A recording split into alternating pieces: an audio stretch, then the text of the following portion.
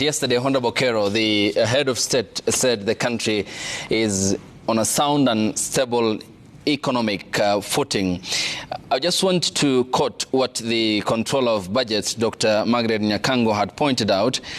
And she lamented her approval of payments for public debt representing borrowed money is untraceable to actual economic activity.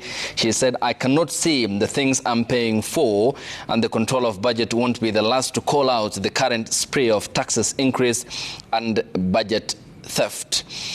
And on taxation increases, her question was valid in this case.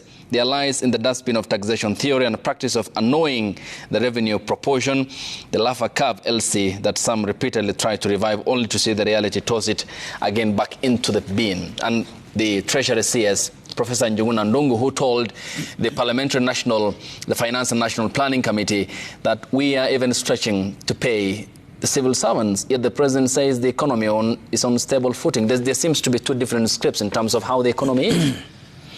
Obviously, the disconnect is there. You can see it. It doesn't need any what the president says and what the technocrats are saying in the ministry. But that's what I said in the beginning, that the president was trying to give a positive, positive vibes for the purpose of the celebration. But the reality in terms of the economy is different from what he said. There's no economy that has stabilized. I mean, we all know that.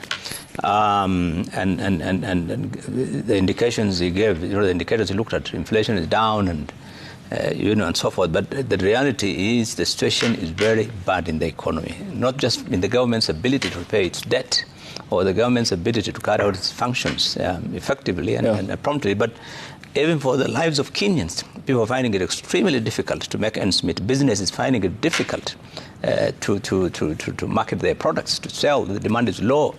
Purchasing power is down. I mean, there are a lot of challenges. I mean, businesses are shutting down, employees are being fired. I mean, the economic situation is pretty difficult. And I don't think the president is unaware of this. I'm sure he knows this. But I think my sense of what the president was trying to say, being stabilized, is that the IMF bailout that, is keeping the situation alive. That's probably what the president is talking about, that he's managed to get, IMF at least on board to handle some of the emergencies for him, like the upcoming Euro bond and so forth. But otherwise, in terms of the reality, the decisions that have been made are not difficult. They are bad.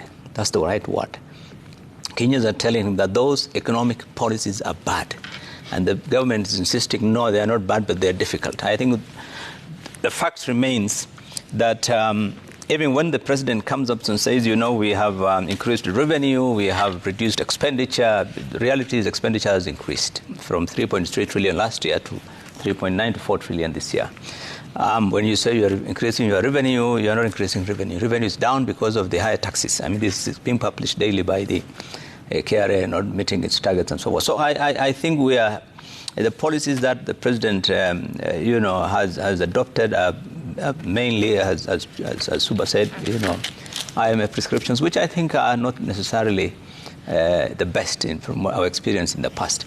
So I think there's a need for the government to listen. There's a need for the government to look back and see whether some of these policies they have really taken up. And one of the ones that I always talk about is that any government policy that they come up with, let's look at the medium to long term.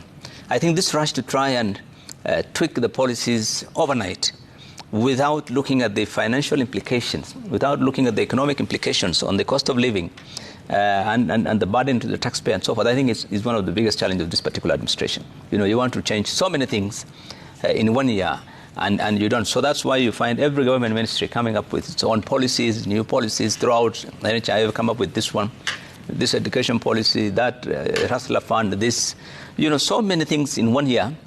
I think there's need for them to look back and see, to balance between the need to,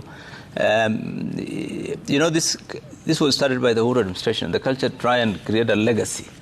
So you come up with things because you want to look good.